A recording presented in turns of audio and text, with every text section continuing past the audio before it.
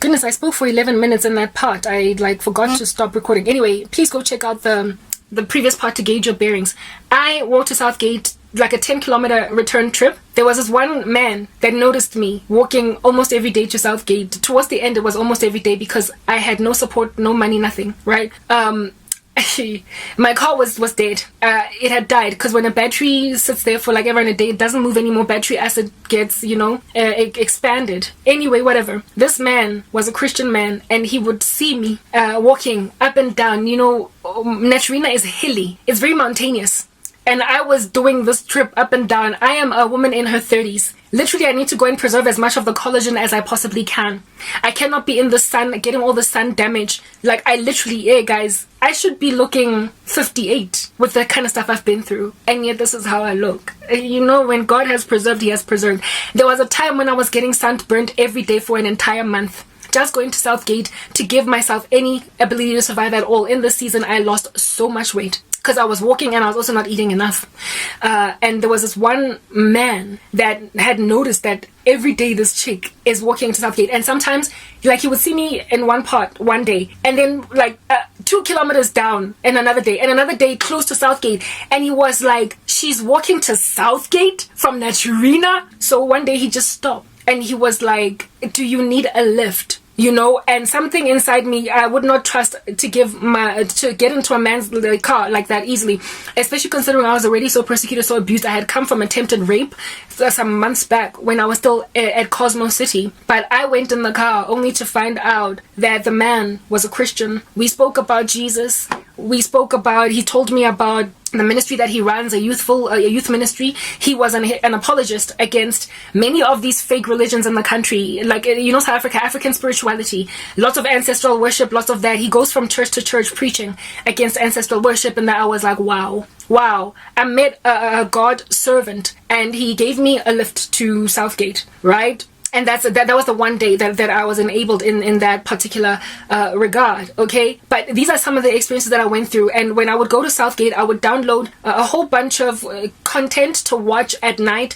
I had this PC cable that connected from my Mac to the TV that I had in that space that was a hand-me-down from my mom. Remember, I had sold my TV in order to pay for storage removal of my furniture from my former apartment, right? And this TV was one of those old ones that had that PC cable connector in it, and I was able to therefore watch on the television much of the things that I downloaded. So I would download onto my cell phone lots of videos from YouTube, and those would keep me entertained for a day or 2 or 3, and then after 2 or 3 or 4 days I would then go back to Southgate to get more content to keep myself entertained amidst the content that I would so I would not die of boredom. Alright, amidst the content that I would download were dance videos within the secular space. I needed to exercise. When the guy still had DSTV running, I would use music on these channels, what do you call them? Like MTV, Channel O, Trace Africa, etc. That would be the music that I would dance to.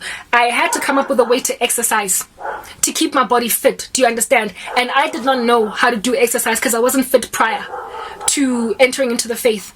Not faith, sorry, well that too, but this persecution. I could not go to the gym, I couldn't afford it. And I found working out very boring. I knew, the rote mundane, do a squat, do push-ups, I found it boring. I needed something to keep myself entertained. So I've always loved how to dance. So I told myself that I'll dance to work out. And that's how I started dancing, working out, long ago when I was still staying here at home. But I was using music on the TV. I did not have any other kind of music. I was restricted. So I ended up dancing to secular music. But then because I love dance and that's how I used to keep myself fit, when then I could no longer access Trace Africa Channel O because these guys left. They moved out. The neighbors, you will remember, right? They moved out. Then I had no music anymore. I had no music anymore to help me along with my exercise. I can't just sit sedentary doing nothing. Do you understand? So I got an idea to download dance videos, basically like choreographies. I put them on my cell phone, right? And then I copied their choreography, and every day I would dance to the same music but dancing. So the choreographers that I downloaded were women like Leah Janelle, Jojo Gomez, Nicole Kirkland. These dancers in the US that are very, very sensual, and that's how I ended up sensual. That's how I ended up dancing in that sultry capacity that wound me getting burned by some dude from the United States. Anyway, whatever, like some lustful pervert from the US that wreaked havoc in my life. During this season, I would literally repeat, I've got all the footage recorded, right? I would repeat these choreographies over and over and over again until I have mastered them, and then I would move on to the next one, move on to the next one, move on to the next one. And that's how I developed a fitness. That's how I got my body in the shape that it was. But I was working out with no food, so I was very emaciated. It is only now that my body's actually starting to develop any kind of decent muscle because I'm actually eating while working out. Back then, I was just very thin and very slow, gradual muscle development because I was not getting enough nutrients into my body. So that's how that happened. That you might understand how it is that certain sins crept into my life. It was because of lots of hardship and anything to survive. Like work out your own salvation with fear and trembling. I had to survive suicide because I was being forced down it was being forced down my throat every day, especially during the very extreme seasons of loneliness. The devil was like, we'll take away her dance, we'll take away her music, these things like these endorphins, these natural high chemicals that come into your body when you exercise. He was like, I'll take that away and she'll be depressed. She has come up with a way to survive this darkness. Well, let's take music away. And that's why he sowed discord between my uncle and my and the people who used to live in the main house, and they left with their DSTV during the time of which I was like, I know, and like, yeah. And so I started the dude that nearly raped me. I told you guys that he was a friend, right? Initially, but then he turned sour, he got lustful, and you know, the guy also went pear-shaped because he noticed that I don't have loving, supportive family. Like, he just took a magnifying glass, gauged that he can take me for granted, and did exactly that.